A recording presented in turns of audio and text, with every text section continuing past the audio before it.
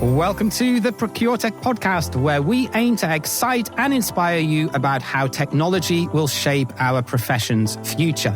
I'm your host, James Meads, and I worked in corporate procurement for 16 years before starting my own business as a content creator and consultant in the procurement technology space. I'm deeply convinced that procurement must become less technocratic and embrace the entrepreneurial spirit and creativity if we're ever going to shake off our image of being a process-obsessed, box-ticking function. You definitely won't find vanilla content on here, and we're not afraid to tackle some controversial topics and tell it like it really is. So if that's your thing, now let's jump right into this week's episode.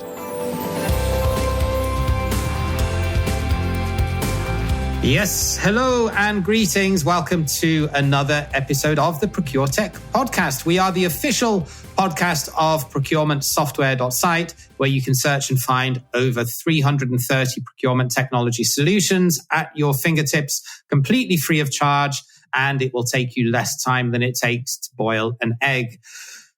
But today on the podcast, I'm speaking to very, very experienced guest who's actually got one of the coolest startup ideas I could possibly think of. He's going to tell you all about it, I'm sure. But yeah, just to give you a bit of a teaser, it's a negotiation training and coaching tool which uses conversational AI to enable procurement professionals to gain experience with different types of negotiation styles through negotiating with different virtual sales avatars. So Clive Heal, CEO of Lavenir.ai, a very warm welcome. Thanks, James. It's great to be here. Back talking to you again. Wonderful. I always love our conversations because we always end up going down a rabbit hole. So I think this one's going to be fun. So later this year, you're going to have a virtual reality version, which is ready for the forthcoming Metaverse. And we'll dig into this a little bit as well. But first of all, Clive, you've held a lot of diverse roles within procurement, both in the financial services and in the pharmaceutical industry. So before we dig in to talk a little bit about the procurement metaverse, can you maybe just give us a quick whistle-stop tour of your career and how you landed in procurement? Sure. Thanks, James. Just a 1 minute run through them, maybe. I started off in the labs, actually, QC and R&D for what was Reckitt & Coleman, Reckitt-Benckiser, now called Reckitt, working as a chemist. But then I decided I wanted to work in the commercial part of the business. So I moved across into sales and marketing, selling pigments for plastics and paints. I then wanted to move into the bigger pharmaceutical division at Reckitt & Coleman at the time and tried to get into the sales group there. They didn't have any opportunities, but they said, hey, we do have a vacancy you might be interested in procurement. Why don't you go and meet the guys?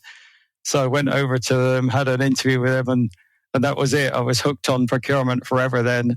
And so after 10 years at Reckitt & Coleman, Reckitt-Benckiser, in different procurement roles, I moved to PwC, PricewaterhouseCoopers. I was a consultant in Europe for 3 or 4 years, worked at about 20, 25 different clients across Europe. From there, I was approached by GlaxoSmithKline. It was SmithKline Beecham at the time. I worked for SmithKline, headed up procurement for Europe for the pharma and consumer health divisions. And from there, I moved across to Prudential in the UK, an insurance company, as CPO for Prudential. Was there for a few years before I was approached by Genentech in San Francisco, California. So I moved over to work in the US in San Francisco Bay Area for Genentech, which ultimately became Roche. Those were all procurement roles. And then in 2011, I focused much more on innovation and how to drive innovation in procurement, basically initially with suppliers, but also internally. And I designed, built, and led the Innovation Center at Roche for 7.5 years, which time we collaborated with suppliers and internal business partners to co-create value, mutual value creation through the development of business cases to implement, to solve business issues, to bring value to ourselves and the suppliers. In 2018, I had the chance to leave the business, and so it's time to start on my own and really do something different in the innovation space and look for opportunities to do to do something different and maybe leave a legacy. So that's how I got into procurement. Wow, so that's a very multifaceted career, and you've had such a lot of experiences there. So what was it ultimately that convinced you to leave the corporate world and pursue an entrepreneurial venture, especially, no disrespect, but quite late on in your career? It always has the reputation of being a young person's game, doesn't it? So what gave you the drive to do it at that particular point in time?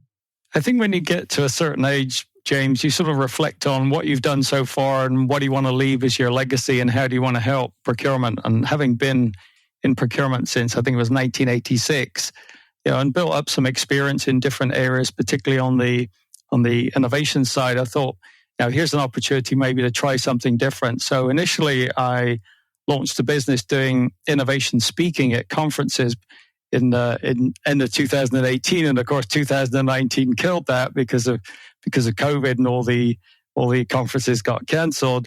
And so in 2020, I started work on Lavenir AI to create something new using artificial intelligence. I mean, I think it was obvious at the time to some of us that there was a huge asteroid of technology coming to destroy the procurement dinosaur, and how can we really leverage that technology for the good? Obviously, we're seeing our robotic process automation, machine learning, and so on, which will be taking out a lot of jobs, and AI as well, which will be taking out a lot of jobs. So, how could we create something for the good, if you like, to really help procurement advance and leverage some of the new technology, be it AI, RPA, machine learning, blockchain, whatever? How could you capitalize on that? So in 2020, I had the idea of creating something using conversational AI for negotiation training, negotiation being a core competency for procurement. So I thought, okay, let's look at a way to use that technology.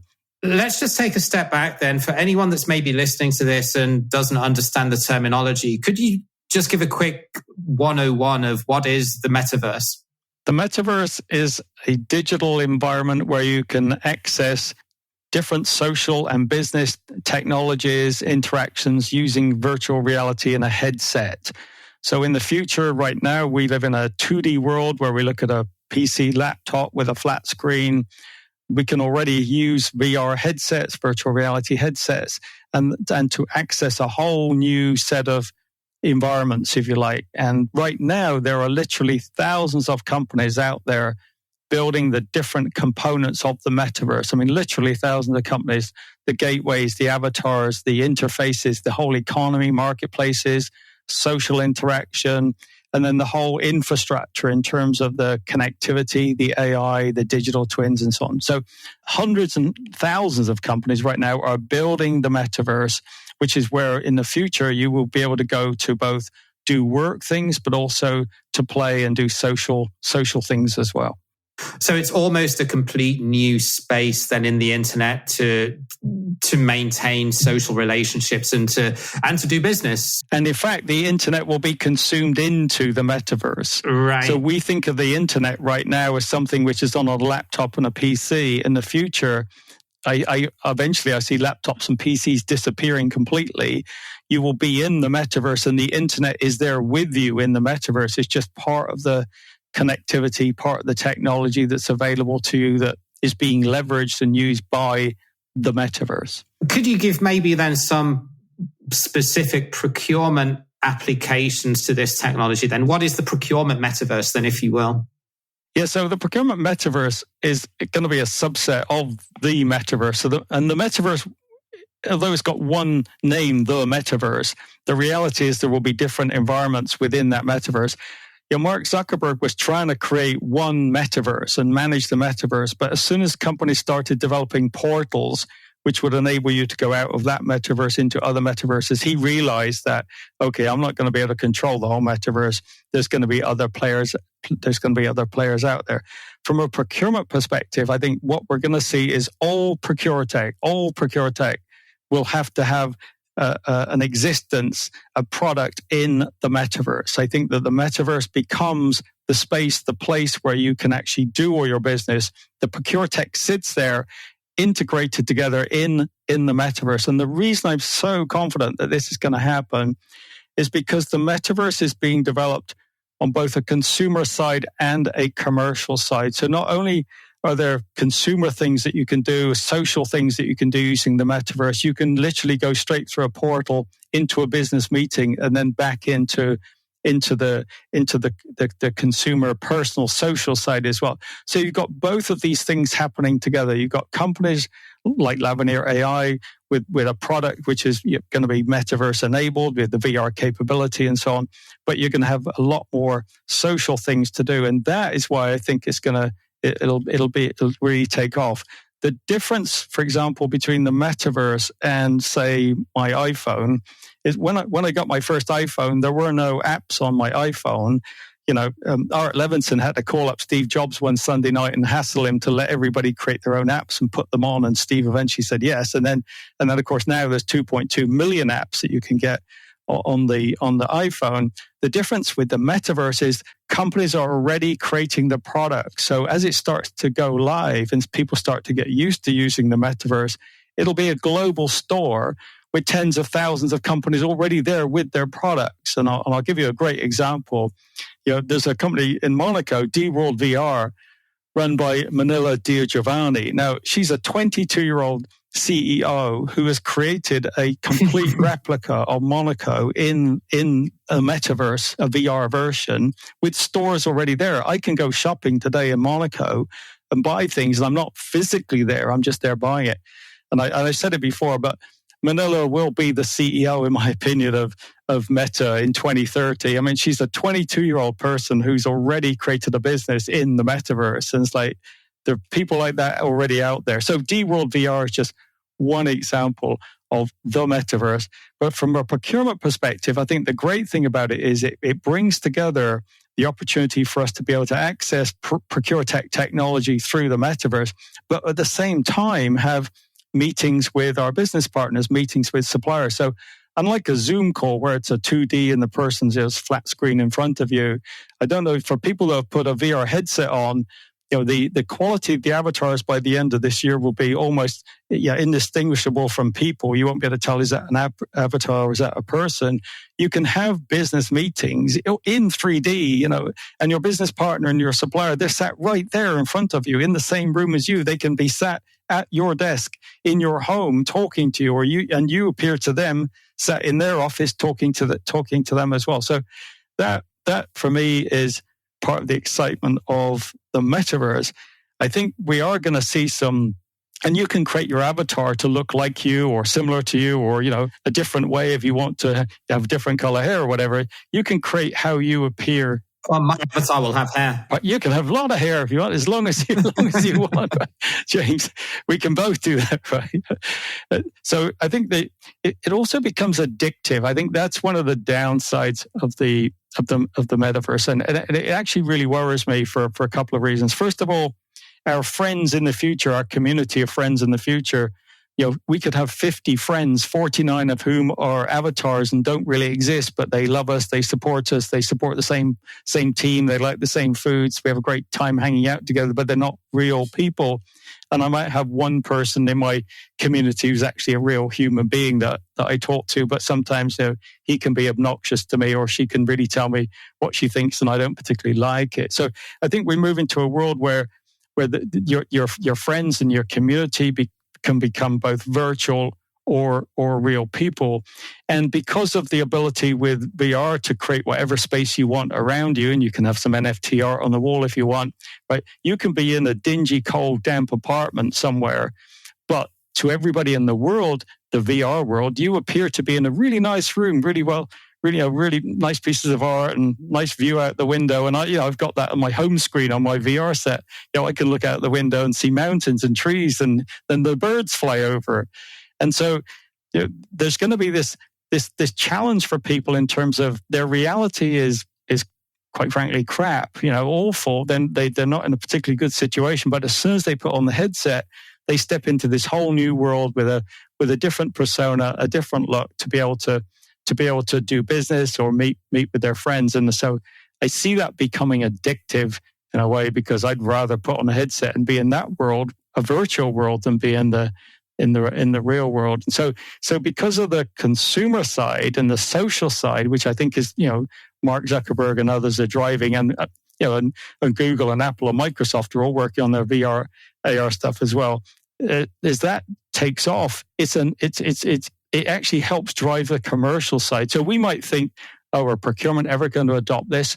I think the answer is yes, because people will already be comfortable working in the metaverse environment, and then they will want to cross into and start using it for their business applications as well. And hence, for Procuretech, I think all Procuretech companies will have to have a metaverse version initially, and then ultimately that's where they will live. First of all, thank you for that, Clive. I learned a lot from just listening to you there as well, because it's not a subject that I've really immersed myself into, other than little snippets that I see on Twitter and in the press. But okay, so I get that maybe what is now a catalog for office supplies or IT peripherals will probably be a lot more interactive in future, and you can walk into the storefront and actually have a much more real life shopping experience. And I guess from what you were saying about supplier meetings and about avatars becoming a lot more realistic than a 2D picture or video call in Zoom or on Teams, that's going to reduce a lot of the need for business travel and will make virtual negotiations and supplier meetings a lot less stiff, I guess, if the technology and the way that that's projected will mature over time. What other applications do you see? If we look at things like sourcing and contract management and procure to pay and risk assessments, that type of thing, have you got any thoughts on how that could be done in the metaverse? I think looking ahead, I see that all of that technology, all those different areas, all ultimately is in the metaverse. It is your access point. It's the room, the space, if you like, where you do business. So in my mind, I don't see any exceptions. I actually think ultimately everything sits in that space. That is the world that we get to, how we experience business, how we experience social interactions and so on. Right. Wow. How far away do you think we are from that, Clive, then, in terms of timeline? Yeah. Mark Zuckerberg had a goal to get 1 billion people on within 10 years, and that was a year ago. So we're already moving down that track. I think it's hard to say in terms of when will it really take up. The metaverse is already out there. I mentioned Monaco. There are other examples as well of the digital twins and so on. I think that the metaverse is already out there. It's more about taking off an adoption. It's all about people starting to buy the headsets. I mean, the latest one that came out was probably too expensive for the average person, but the $1,500. But then people are buying phones that are $1,000. So maybe it's not too expensive. Maybe people will start buying them. And once it becomes your vehicle, your portal into a more enjoyable world that gets you away from the truth of where you really live and into a different reality, there becomes a pull. With the Rogers, with the innovation adoption curve, the bell curve, Gaussian distribution, right? There's got the innovators and the early adopters, but Rogers also talks about this innovation chasm where there's the innovators, there's a few early adopters, the people that stand outside the Apple store at night waiting for the next phone the following morning to come, the new phone to come into the store. There's those people, but then there's always a gap before the early majority come along and people start to follow. And I would argue, and I think you probably would agree, that procurement people tend to be risk adverse. Okay. Yeah. So it's not like a lot of people are jumping up and down trying a lot of new technology all the time. They'd rather sit. Sheeple is the word I would use. They like to sit and watch what everybody else is doing and wait for somebody else to move. And when 50% have moved, then they'll move and follow, sort of thing. So I think there might be some reluctance to get into that space. It's interesting how technology can change things overnight. Think about COVID, how that changed things overnight. We're not going to work from home, and then all of a sudden we're all working from home, and everybody likes it, and it works. And then OpenAI, ChatGPT came along, and all of a sudden people think, oh my gosh, this conversational stuff, this interactive AI stuff is actually feasible and actually works. People don't typically look up and see the asteroid that's coming and what's actually coming. You and I have been seeing the AI stuff coming for several years now, and it's finally arrived. But until it actually arrives, there's a disbelief or a lack of understanding. I do think that procurement people tend to look at the here and now and what do they need to do for the end of the year, for their goals for the end of the year, and don't always sort of look up and see, what else is out there. How could we change the business model to create more value beyond what we do now? And technology is a great catalyst in a way. It forces you to change your model. It forces you to change the way that you work and to work in a different way. When you implement a system and a process and that you change the process, you change the way you work. And so the technology itself is a catalyst. The reason I think it'll be successful in procurement, as I said before, is because of the consumer side. If people start using the VR and the metaverse in their personal lives, in their social life, in their shopping, instead of traveling, they use metaverse and so on. Once they start doing that, I think it'll be a more natural progression. It's not like we're trying to sell a procurement metaverse to procurement people and they'd never seen it before. I think it'll follow the consumer adoption. And that's why it's so powerful, because it's going consumer and business, and there are thousands of companies already working on it. And the mall is suddenly going to open and people are going to be blown away. Yeah, that's interesting. And I would certainly concur with you that on the more sort of social side, I can see it taking off, especially when you consider in more developed markets what we're seeing with the shrinking of the middle class and living costs becoming more and more expensive, and people not being able to afford to go on foreign holidays or eat out at fancy restaurants. I can certainly see how it could potentially supplant that in future. But then if I look on a bit more of a bearish side in terms of procurement adopting this, and you touched on it as well about, as a profession, it is ultra conservative in many ways. And, on the one hand, we've seen the rise of B2C apps and really beautiful, nice interface technology. If you look at something like Airbnb or Tinder, and then, you come to work and you have to use a clunky ERP system from the 1990s or some legacy source to pay technology that's got an interface that's pretty much 15 years old. We're still struggling to win that argument, aren't we? So I am a little bit of a cynic. You're obviously more optimistic than I am, but what do you think will convince people to change in terms of the metaverse versus, that we've struggled with the existing best of breed procurement tech apps to a certain extent? Yeah, I think we're going to bound to see a change in the Procuretech players. Some of that being driven by, are they willing to go down a metaverse solution? Are they willing to invest in it?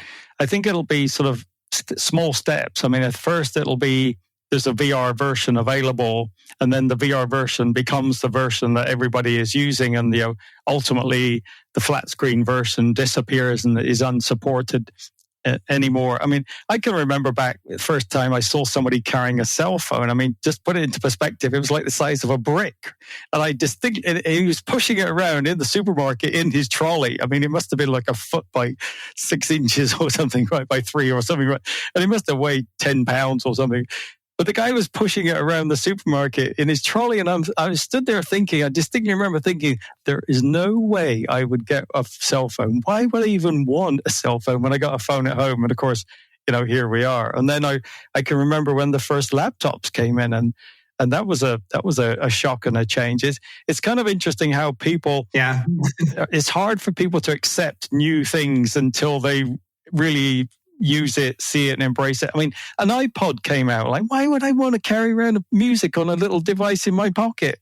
And of course, a year later, everybody's got iPods and so on. And so that's the way that technology comes along and bites you, if you like, and you don't expect it, and all of a sudden you embrace it, and you're how could I survive without a cell phone? So, yeah, no, I can see that. And I've got an example of that myself. I mean, my dad was sat around at the Christmas dinner table one year having one of his grumpy old men rants about how satellite navigation systems in cars are for people that are too stupid to read a map. And then 5 years later, guess what he had for Christmas? I think I bought a TomTom. It cost me $1,000, the first one I bought.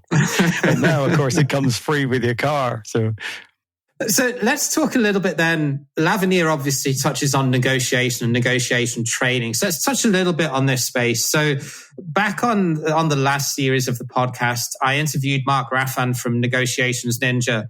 He's a podcaster and negotiations trainer. And we spoke a little bit about whether AI will ever be able to supplant a human to autonomously negotiate a more complex agreement, because we're already seeing it now that autonomous sourcing is able to do simple stuff. You've got procurement technology companies like Fair Market and Pactum that are really, really growing with that offering. He was somewhat more optimistic than I was, at least in the short term, that AI would be able to tackle, a really complex negotiation or a really complex, nuanced contract. I'd be curious to get your thoughts on this and how quickly you think that we'll get there. Well, you originally said, will it ever take over from humans? That was the first sentence I think you said there. I think it's all a question of timing. I think there's a few things which come to play here. And Pactum and the negotiation bots, there's absolutely a place for that. And I think that will grow in terms of its ability to handle more complicated negotiations. I think what we're looking at with Lavenir AI is more focused on strategic negotiations. And negotiation is a social process. People talk, interact, come together physically, face-to-face on a 2D or a 3D in the future to actually have conversations, to actually explore opportunities to create value, either for one side or ideally maybe mutual value creation for both parties. So it is that social interaction. I think also when we're talking about strategic negotiation, there are a lot of issues in play in terms of who else is in the market, what's the situation with those alternative suppliers, what's happening to the supply situation at the moment, what's the history been of the relationship that you have with all your existing suppliers, how aligned are they to where you're going, are they doing any innovative development that might be of value to you? So there's actually a lot of factors in play to you. So, and it comes down to really, are you able to quantify that in terms of, say, the algorithms that you're writing? Are you able to put the different criteria and weight them in terms of, well, what's more important here? What's the optimal solution for me? And then you're battling that, if you like, against the algorithms and the technology of the supplier that you're negotiating with. The world will become, I think, a battle of the algorithms. It'll be who's got the best algorithms, which company has developed the best algorithms. Do I sell my algorithms to other companies as well as a product offering? Are my algorithms able to outsmart the algorithms of the supplier I'm negotiating with? It's about first to insight as well in terms of identifying opportunities that others don't see. So how can I create algorithms that can explore possibility? The great thing about AI compared to the human mind is typically humans' thought expands out from a given space, if you like. They think about, I've got a black one, let's have a red one, or maybe have a blue one, or maybe have a bigger blue one, or a smaller blue one, right? So their thinking, if you like, expands out and there are a few people who come along who can create something that's totally new, totally innovative, put A and B together and make a sausage, right? Well, where did that come from? I was expecting C and I got a sausage, right? So there are people occasionally who come up with, Picasso might be a great example, who come up with something truly innovative. The thing about AI is it works in reverse. You can put in all the variables. It can define the near infinite number of possibility and then come down to some potential solutions. So AI has the capacity to come up with completely new ideas that nobody had thought of before or are very unlikely to think of. So AI, in my mind, creates the opportunity to create value in new ways.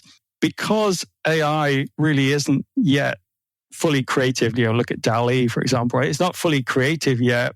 And it's not truly empathic in terms of being able to understand what the business really needs, your business partners really want, and to really connect in a human way with the suppliers. I think it'll be some time before the technology is able to really do better. So instead of saying, will AI take over the negotiations, I think it's a better solution would be, how do humans with their human creativity, with their human empathy. How do humans collaborate together with the AI to create a more powerful proposition, to look at different opportunity pathways that can be developed, look at the situation, have different insights, and be able to put those across. Right now, when we talk about suppliers, a supplier is really a collection of people, each with their own goals, priorities, values, preferences, etc. And so part of negotiation at the moment is, how do you interact with that person or those people in a way which together or for you can create more value? So the technology would need to sort of understand that in terms of, well, what is a company trying to achieve? If they're able to define it, that might give you the possibility of full automation. Quite frankly, I don't see it for at least 10 years. I think that the strategic negotiations will always be the opportunity for the procurement professional to leverage the technology and his or her skills together in harmony to therefore create more opportunities and create more value and to come up with new ideas and so on. Yeah, and if it's going to take then somewhat longer than the immediate future to get to that point, how can something like Lavenir.ai benefit the buyer in terms of honing their negotiation training? Because it's the typical situation, isn't it? You go on an external classroom training, or maybe even now an online training, and you don't get the chance to put that knowledge to work in a safe environment. You're often thrown into the lion's den and having to apply it in a conflict situation or in a situation that really matters. So what sort of problem does Lavenir help solve that traditional negotiation training doesn't? So negotiation training for me is really an ongoing process, and it involves the theory, understanding what's happening here, what tools can I use, what are the different arguments I can use, and then the practice. So it's theory and practice. So with Lavenir AI, we have a digital mentor who can teach you and coach you and give you feedback. But we have the opportunity to really practice your negotiation in a safe environment as many times as you want, 10 times, 50 times if you want, with the sales avatar. And the sales avatars can have different personas. In other words, they react differently. They have different behavioral traits. They can be process-driven, data-driven, analytical, risk-averse, or they can be very irrational or emotional or whatever. So the different character traits, if you like, different behaviors. So with Lavenir AI, is the conversational AI is the ability to have a free-form human conversation with an avatar, and he, she, it negotiates back with you. So it's a safe environment. And we've all done you go for a day, you do a couple of role plays in front of your peers. It's a bit embarrassing, and a week later you've forgotten all the theory or half the theory that you were told, certainly in my case, and then you're let loose. With Lavenir AI, you've got the opportunity to practice. And I think some of the exciting things we're going to see in the future is we can create the sales avatar in the exact persona, if you like, of the real salesperson you're going to meet on Friday. And you can have a practice negotiating with her before she even walks into the room. And with VR, I mean, you're probably familiar with VR, James, but when you put on a VR headset, she is right there in front of you in the room talking back at you. And the avatar quality in VR is way better than the 2D version that we see right now. Avatars, by the end of this year, you'll struggle to recognize whether they're humans or avatars. And I think the whole world of learning and training is going to change, because instead of going to a class, be it virtual or in a physical location, I think it changes the whole university model, even potentially changes the whole school model in terms of you can get your training when you want it, customized to you, personalized feedback 24/7, wherever you are. You just need access to the internet. So I think the whole way that people train and develop in future is going to change. you've probably seen there's talk about getting training credits and experience credits. So your resume of the future won't be these are the jobs. It'll be a series of tokens that you've amassed through your experience, through your life, of different instances, different activities that you've done. And those tokens will be your resume. And you might have a resume of 10,000 tokens, which actually show exactly what you've done, what you've learned, what you've experienced, what you've worked on. And there is no paper resume anymore. It's just a token box that you take with you to your potentially new employer or employers. Yeah, and I agree that capability building, I think, is one area where technology, not just in procurement, but generally, has a massive potential to really disrupt. I mean, we're already seeing it at a very low scale level with course platforms like Skillshare and Udemy that are, usurping the need to go to university in some cases for, things like techie jobs and marketing roles. So I definitely agree that it has massive potential there. Just as we start to wrap this up, Clive, what do you think the biggest change driven by procurement technology or even technology in general will be to the procurement and supply chain profession over, let's say, the next 5 years? Oh, that's a really big question. What's the biggest change? I think it's about expectations of people, what's expected of procurement. I think the need to differentiate ourselves as procurement professionals in terms of adding value beyond the technology is going to become important. I think the whole skill set is radically going to change for procurement people in terms of how are they able to leverage the technology, but at the same time build the relationships with people in the business as well. I think it's going to be. We know it's going to be exciting, right? It's already exciting now. It's such a wonderful time to be in procurement right now. So what's the biggest change driven by Procuretech? I think it's more access to more information. So it's access to more insights. And so it's a need to be more courageous to identify what those options are and to go for them. And what worries me most about some of the technology at the moment is that it actually brings everybody up to the same level playing field, right? So how are you going to differentiate yourself? So let me give you an example. If you put in a question to ChatGPT and I put in the same question to ChatGPT, I'll probably get pretty much the same answer. So that's kind of worrying or frightening in a way because it's meaning that everybody can get up to the same level, right? So everybody's doing the same things, getting the same sort of results. And that's fine for the sheeple because everybody's happy. But if you want to really make a difference for your business, for your organization, for your company, you need to be able to use the technology to find other value pathways that nobody else has yet thought of.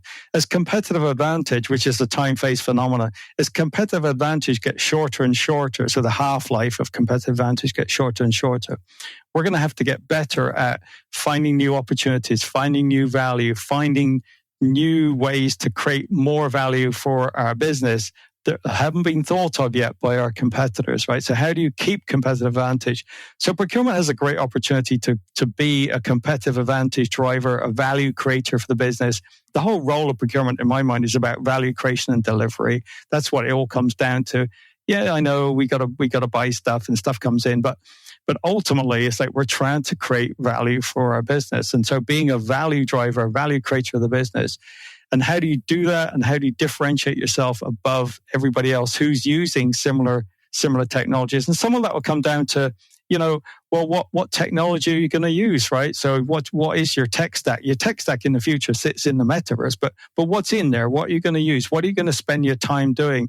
And then the opportunity to have automated searching for you so you can create this is what I need, go and find some value that nobody else has thought of, right?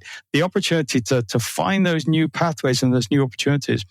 But all the time, it's like, how are the suppliers going to work with you, right? How do you influence the suppliers so that you are their preferred customer? Because by definition, there is only one preferred customer. Preferred means you are number one, right? So how do you become and truly become the preferred customer? What I so appreciated about COVID is that actually people really then found out who is the most important customer, who is getting the materials and who's not getting the materials. And the supplier you thought was actually your best supplier turns out to be, but they've got somebody better than you and you didn't get it first. Somebody else got it. So that for me was great, because everybody thinks, you're my best supplier and I'm your preferred customer, but that may not be reality. So in the new world, what does it mean for relationships with suppliers? What does it mean to have strong, powerful, mutually value-creating relationships with suppliers? What's that going to look like? And how do you maintain that? Because if you let the technology take over fully, there is no human part in that process. And that might be okay if the technology is coming up with the best possible solution. But I think for quite a while, there'll be a need for human guidance, intervention, coaching, and teaching of the technology so that you get the best option. Yeah, and I think an example that really highlights that point is if you get a slap or a ban on social media, it's impossible to talk to a person, isn't it? And I think that really explains in the simplest terms possible how the human plus the technology, especially in a very people-driven process like procurement and negotiation and commercial relationships is vital. So yeah, I completely agree with you there. And it's also more about moving away from savings to more total value. And use the example of being the customer of choice during COVID when everyone's screaming at you for parts, and you just deliver to the company that's been nicest to you or that you make the biggest margin from. Well, that's a really interesting point, because when I worked in sales, right, this is a long time ago, I was kind of surprised that the customer that got the best in terms of they had the best service, best people on them, they had first access to our R&D. They were not the biggest customer in terms of revenue, and they weren't the most profitable in terms of the margin either. So I'm thinking, well, if they're not a biggest customer and they're not the biggest in terms of the margin, why is it that our companies so support that customer? And the bottom line, I think, as to why we really supported that customer and they got everything, right, was because there was mutual value in it. So they were helping us with what should be in our R&D pipeline. We were helping them with some of their processes. They helped us sort out a big quality problem that we had in the factory at one time. So the thing about procurement is the value of procurement potential value goes way beyond what's on that truck going to the customer and the payment coming back, because that, in a way, is the visible part of the iceberg, the actual transaction, if you like, the goods being delivered and the payments coming back. But the relationship between companies can add far more value in terms of telling us what should be in our R&D pipeline and giving us ideas for new products, or them helping us sort out our quality problems. So the value you can get from a relationship is not necessarily what you see above the water. There's a lot more value to be had, hidden, if you like, and these extra things. And that, I think, is the opportunity. So it's not just about cost. It's actually about what's the total value that you can get, the opportunity from each supplier in a particular situation, and changing the situation to create more value for both of you.